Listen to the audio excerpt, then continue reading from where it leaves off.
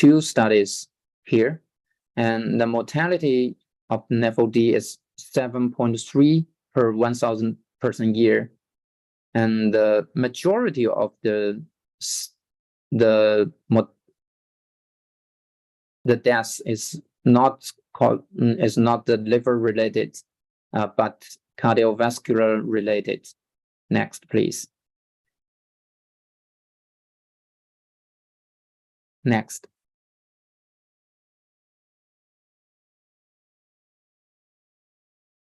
Yeah, so cardiovascular disease is 14, and less people died of liver-related events. Next.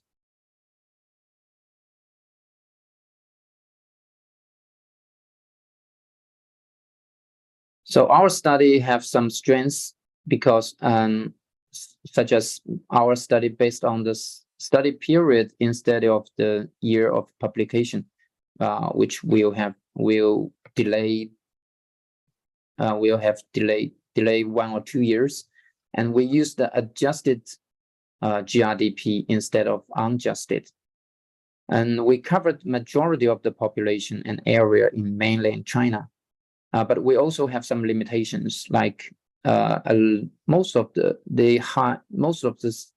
study have a higher heterogeneity, and there might be some election bias, especially in some province. There is only one or two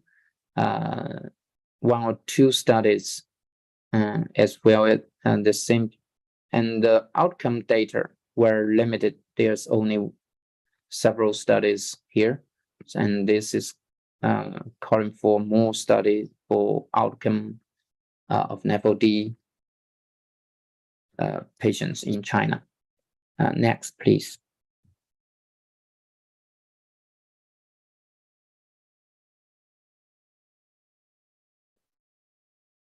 So the conclusion of our study is that the NAFLD is very common and affecting almost 1 in 3 in the general population of mainland China, which is higher in North China, in areas with higher GRDP per capita, and among the non-Han ethnic minority groups.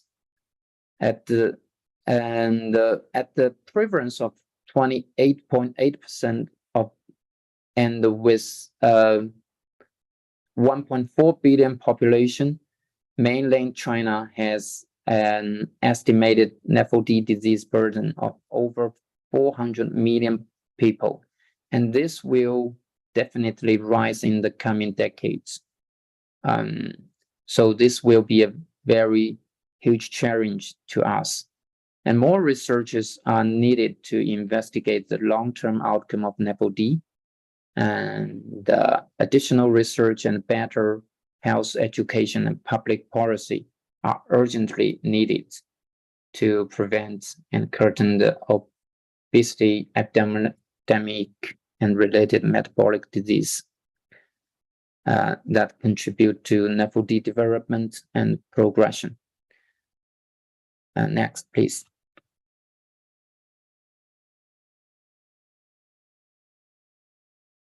And I want to thank you all the authors, all my colleagues. I want to thank you for their works, their helps in this study, and especially I want to say thank you to Dr. Mindy Wing. He gave me a lot of support, and I learned a lot from her. And next,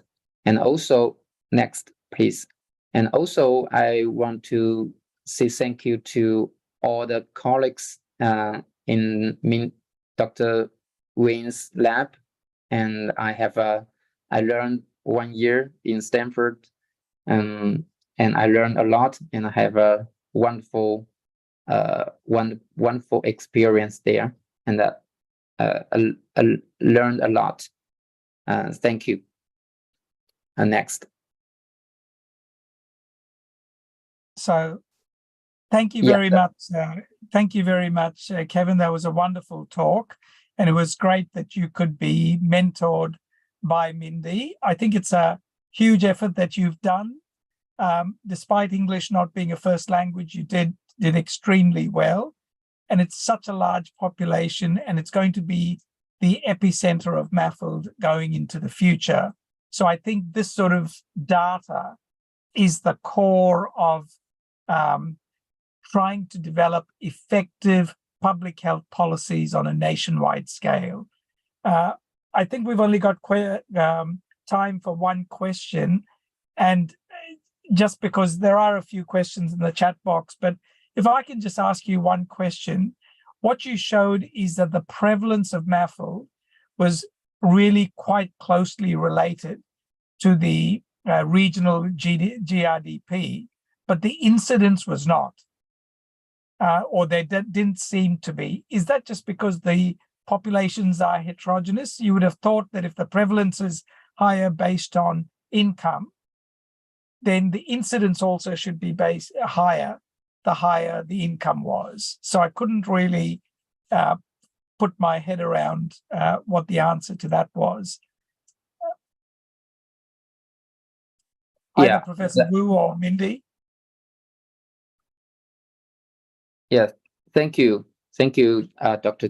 George, and I'm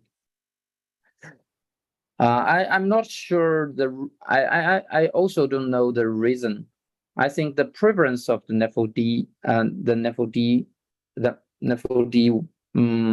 maybe increased with the GRDP, but the instance maybe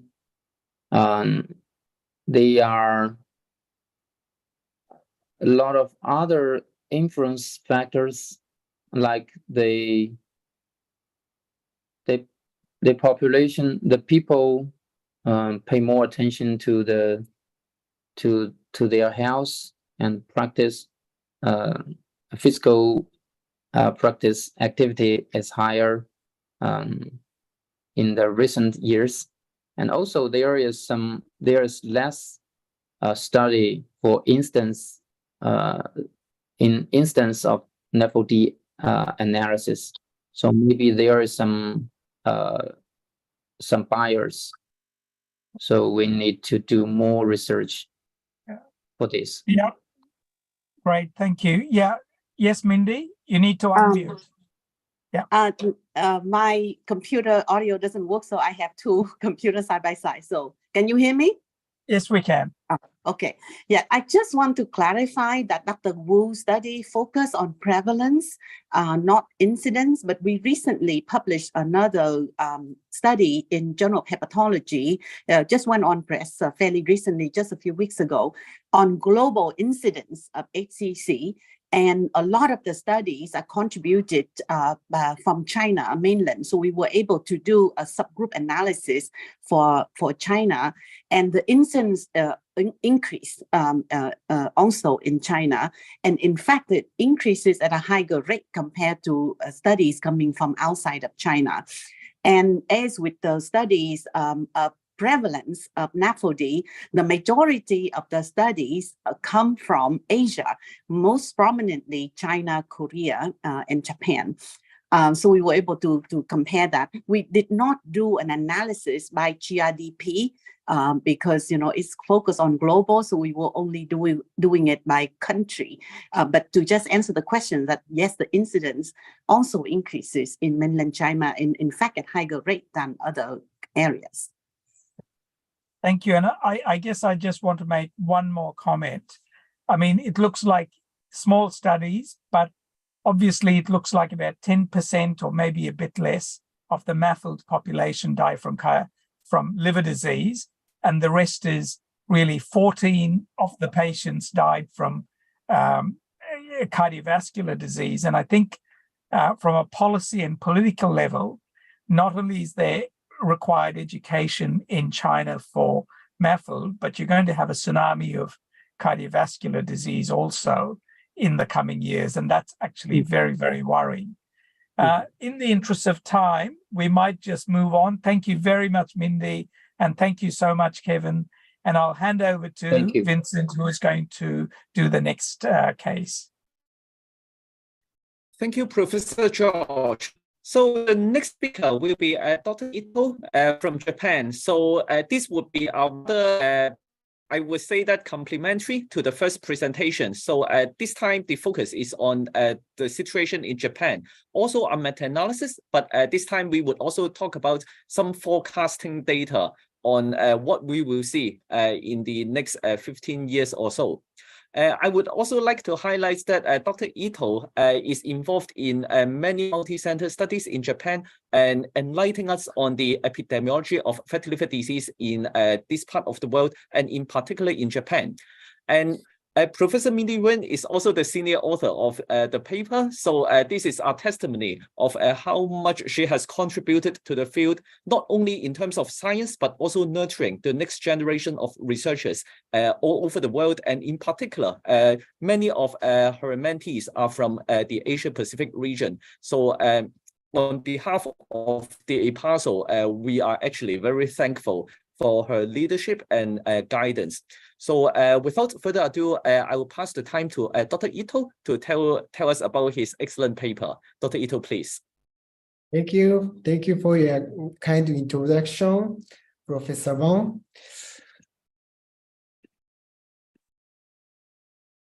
Can you see the slide? Yes. Okay, thank you again, Professor Wong. I'm Takanori Ito from Nagoya University, and I'd like to thank professors in APASL for giving me this special opportunity of presentation. It's a great honor. Today, I'd like to talk about our research entitled The Epidemiology of NAFLD and Re-NAFLD. In Japan, the meta-analysis with individual and forecasting analysis. So let me start my presentation. In a review of the epidemiology of NAFLD in Asia, the prevalence of NAFLD is most countries of Asia were similar to the West, about 30%. However, Japan showed a much lower prevalence with 22% in this study.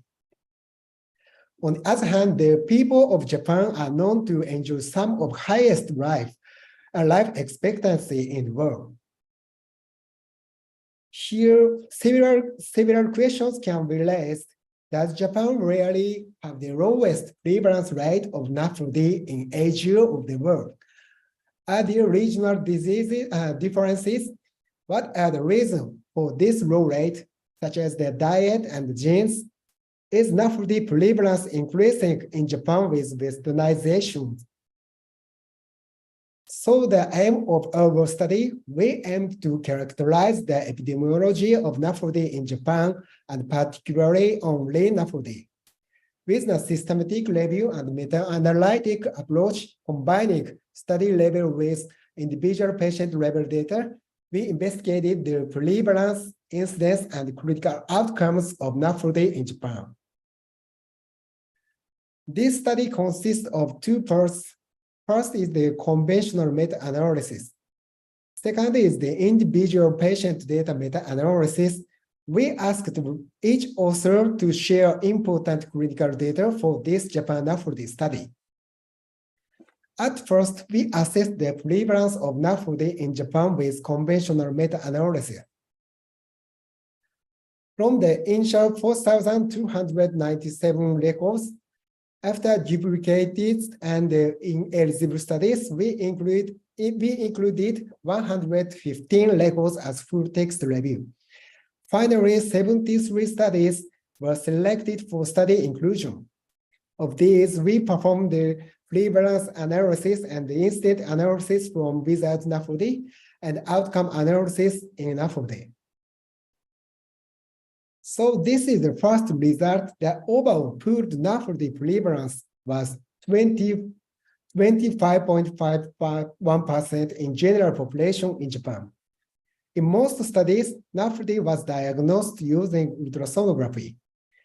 Data were available for all 8 regions in Japan, which showed significant regional differences highest in Shikoku area, over 30%, and lowest in Chubu area, 20%.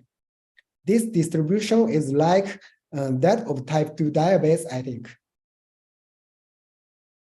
So next is this is analysis for risk factors of NAFLD. Of these, the significant factors of NAFLD were male and the recent study year and by the region. And almost all studies was based on ultrasonography diagnosis, but there was significant differences on diagnostic method. Notably, there are no significant differences between rural or urban or income levels, such as the GPP and the prefectural income per person. So our data is not same with the first presentation by Dr. Wu. This slide shows the Bayesian trend and forecasting model of NAFLD prevalence in Japan. In trend analysis data from 1984 to 2020, the estimated rate of change in NAFLD prevalence was 0.64% per year. In forecasting analysis, the estimated prevalence was 39.3% in 2030 and 44.8% 2040. So next is the incidence and outcome of NAFLD. Among cases without NAFLD at baseline from 6 studies, and annual NAFLD incidence was 23.5 per 1,000 person years. NAFLD incidence in our Japan study is lower than other Asian countries in Lancet GH paper. So the HCC incidence was 7.6 per 100 person years. HCC occurrence rate is higher than other Asian countries, but this may be due to the difference of study settings. For overall mortality rate was 5.9, but this data was comparable with the previous paper. So let's move on to the individual patient data meta-analysis. So first is the prevalence and characteristics of lean NAFLD in Japan. Among the NAFLD population, is the 20.7% were lean and the BMI and 23, and 53.4% were overweight, and 26% is the obese. The prevalence of lean NAFLD is highest in Chubu area and lowest in Chugoku area. However, the Chugoku cohort was very small, only one cohort, so there were no significant differences among the regions. Compared with non-lean NAFLD, characteristics of lean NAFLD were the following: the older, lower waist circumference, lower proportion with metabolic factors, and the lower proportion of the significant fibrosis and PNPLA3 risk GRL. So next, PNPLA3 data were available from 3 cohorts. NAFLD patients had more ZZ rate compared with non-NAFLD. So among only NAFLD compared to obese NAFLD, we found the higher CZ rate and the lower CC rate frequencies among the lean and overweight NAFLD. Finally, we assessed the outcome by BMI with individual patients' data. So we included 4,300 patients with NAFLD who had outcome data from 2 cohorts. All cause mortality rate differed significantly by BMI.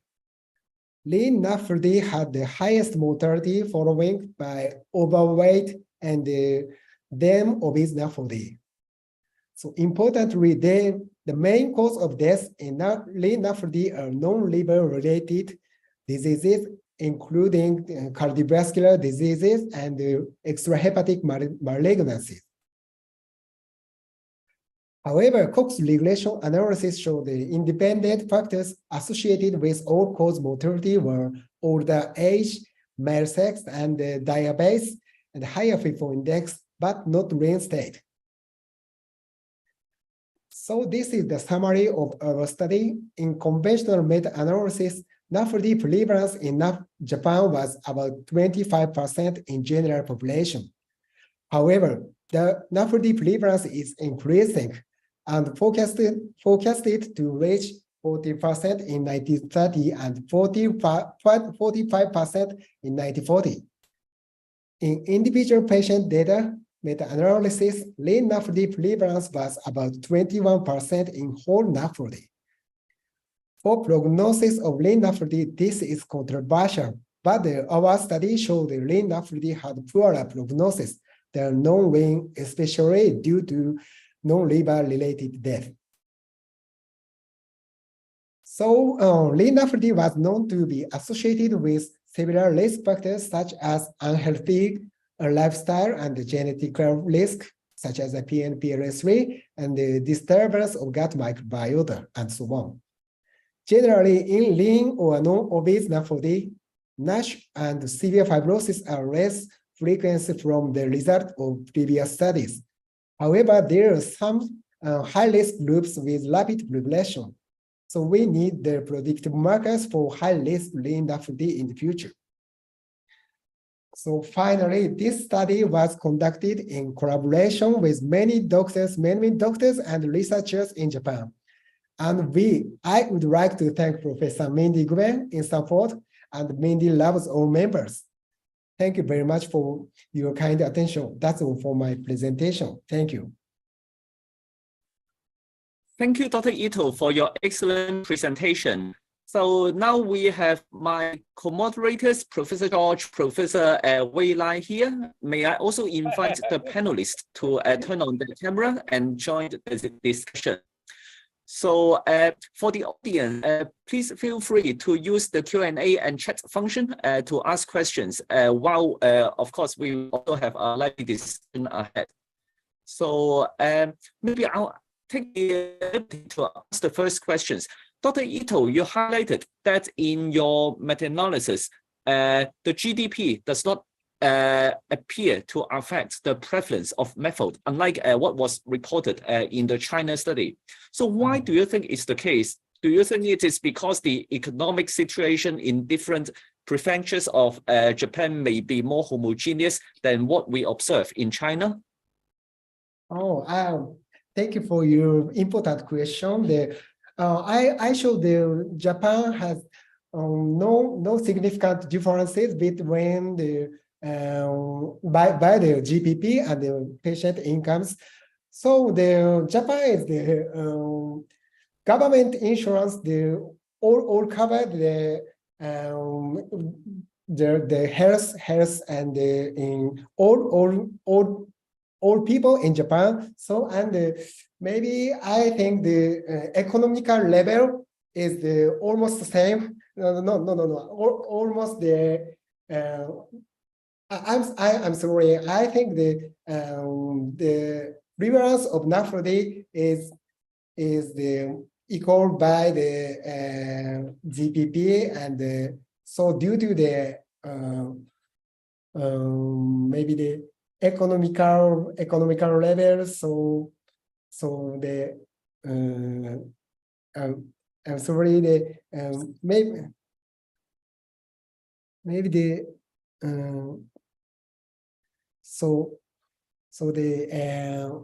I think I'm sorry, I have no detailed information, but I think maybe no problem. This is largely speculative, right? Yes. Now, another major finding in your study is the forecasting part. But of course, forecasting will be affected by many factors. So in your analysis, you are assuming that the rise will be linear, but we know that for many diseases, the trajectory may not be the case. So do you have data in Japan regarding the prediction of the subsequent trend in obesity and diabetes, for example? And do you think that it may start to plateau? Stop there. You mean this? So when you forecast the trend of different diseases, so of course the simplest way would be to make it linear. So it rises 1% in the past 2 years, and therefore in the next 20 years it will rise by 10%. But many a time it is not the case. So but we may draw analogy from other related metabolic diseases such as diabetes and obesity. And I know that in Japan you have a wealth of health-related data, so that may be quite enlightening. So do you have any idea of the projection for obesity and diabetes? Yes, that's very important question. But maybe the first is we doctors recommended the health checkup and to reduce the westernization diet. So, and check at least one time per year for health checkup. But by increasing the high calorie and high fat, so we recommended the exercise and reduce the body weight. So for obese or overweight, but we have the about 20% lean NAFLD in Japan. So for lean NAFLD, it's very difficult to reduce the weight. So it's not useful. I think for especially it's important. Exercise is very important, I think. Yes, certainly. If I can just make a comment, two things. I think in terms of the income, when you look at the study from China, the lowest income group was less than 13,000, and the highest income group was, I think it went 6,000 to 13,000. So double the income from the lowest to the highest. Whereas in the Japanese study, just because of the average economic well-being, the lowest was sort of 23,000 to 27,000. So really, because of Japan's economic success, the gap between the four groups is much, much less. And that might be one explanation. They're all eating and having pretty good income. The other comment I'd like to make is that this business about the PNPLA3, I think there's been a lot of worldwide literature. PNPLA3 is associated, it's not associated. My own belief is that PNP3LA3 is clearly related, whether you're lean MAFLD or obese MAFLD or overweight MAFLD. But what ends up happening is that if you've got, just very simply put, if you've got obese MAFLD and you've already got 70% of your liver full of fat, your PNPLA3 risk might increase it from 73% to 78%, 5%. But if you're a lean MAFLD, because you're lean, the predisposition is manifest more in the lean patients. But I think in all of the groups, it clearly contributes to steatosis, but it just comes up when you do epidemiological analysis, because the lean MAFLD patients tend to have lower degrees of steatosis, and that might actually be part of the reason.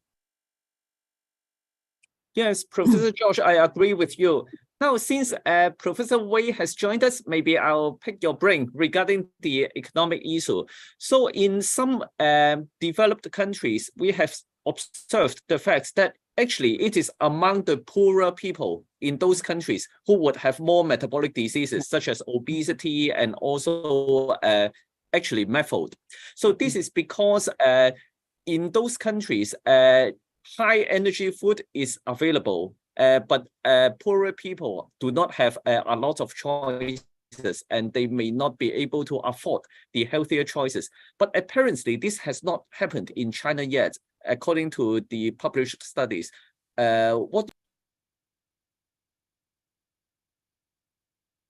Professor Wei, you have to unmute first. Oh, sorry. Very nice to see you and Professor George, Professor Wang. And it's very good question. And actually, in China, we do not have this situation. So, I would like to to request advice and the comments from Professor George and Professor Wang. And here, we used the MAFOD definition. Then you can find that the MAFOD definition is very good to separate the NIN and the MAFOD with fibrosis and without fibrosis. And this definition could be help us to identify with the fibrosis patients. I mean, so NIN MAFOD. So also in Hong Kong the first definition, NIN diabetes came from Hong Kong. So I think the Professor Wang also can see NIN MAFOD. So what's your comments and what's your experience? Okay, so in our previous studies, of course, methods occur in the lean population, but by definition, since we are talking about metabolic associated, those individuals have to have other metabolic risk factors, most notably diabetes, but some may have other metabolic risk factors. Now, on the whole, we found that lean individuals tend to have less severe liver histology. So this was confirmed in multi-center studies in Australia and Europe and also others. Whether or not they would have a higher mortality rate is still a matter of debate because many of the studies are not well balanced. So people with lean but MAFOD tend to be older. So as Dr. Ito has beautifully illustrated, if you adjust for other factors, including age, then the impact on leanness on the adverse outcome is no longer there. And Professor George, together with the European group, has also got a very well-cited paper in Gut talk about the same thing. So in the cohorts, again, lean patients tended to have less severe histology, and the outcomes did not differ in that particular study, actually. Thank you. But yeah, there is actually we've just published a very good study. I actually do think that lean MAFOD, including lean hypertension, lean diabetes, they all have worse prognosis. And I think there's been a recent paper published from France, from Lawrence Safati, a community-based study of 139,000 patients, also showing that lean community patients have a higher incidence of liver-related death, CKD death, hypertension death, cardiovascular death. And I think part of the issue, and we just published this in Metabolism recently, is that even though you have a good profile to start off with, what ends up happening is that the response of the macrophage, the adaptive response in a lean patient, is actually very quickly lost as the disease progresses. So the macrophages actually become more responsive to TLR stimuli. And so they end up having a much more rapid prognosis. And I think in the next couple of years, we will actually see some clarity on this. And I think we're actually getting some very good mechanistic handles on why this might happen. But I think it's actually real. Good. Yeah. Okay, thank you, Professor George. So we are cognizant of the time, so maybe I'll ask Professor George Lau and Professor Omata whether you will have further comments and also to close the session. Thank you, Professor Vincent Wong. I always call you Vincent, but you are really very, very good academics, so I call you Professor Vincent Wong. This webinar is very important because we carry the purpose of APASL to encourage the good investigators and publish in Hepatology International, and which is our official journal for our society. This is the second session, and it's really touched on a very important issues, irrespective of some of the understandings on the terminology, but doubtless, liver steatosis is becoming a more and more important health problems in Asia Pacific regions. And it's very important that we share all the data. And congratulations to Minda, because 2 papers are all from you and your efforts in Asia Pacific regions. And I really hope that people like you from Stanford would participate more in our activities. Our next sessions, I would like to say, would be conducted on the 29th of September, 2023. And the topic at that time will be acute chronic liver failure. At the same time, Fridays 5 to 6. And I hope that everybody will mark the calendars. And once again, I would like to congratulate the authors of these 2 papers, one from China and one from Japan, for the excellent work. So thank you very much. Whether Professor Omatis would like to add a few comments if he is here. I'm here. George, thank you very much. Closing remarks almost. So after the closing remarks, I say thank you very much, Vincent Wang and Dr. Wu and Dr. Ito. But in particular, I appreciate Jacob George attending this by saying lean NASH problems. I think for us, Japan, for the last maybe 70 years, I don't see many obese patients when comparing to the one I saw in the States. But still, there is the people suffering from these particular diseases. So lean NASH is a very important topic, and pathogenesis is a key issue for us. So maybe we better work on together. Thank you very much. 谢谢. 谢谢。谢谢。 Thank you very much. Thank you, Professor Omada, Professor Zhang. And we would, if the chairman agrees, we will close the sessions. Jacob, Vincent. Thank you. Thank you very much. Thank you very much. I will see you Bye-bye. in September. Thank you very much. Bye-bye. Bye-bye. Bye-bye. Bye-bye. Thank you. Bye-bye. Thank you. Bye-bye. All right, Dr. Wu, nice. Good. Omata. First, Thank you, Professor Dr. Thank Wu, you very nice. much. Oh, really? How are you? Yeah. Thank you, Professor Omada. Very good. Yeah, careful about the driving. Yeah.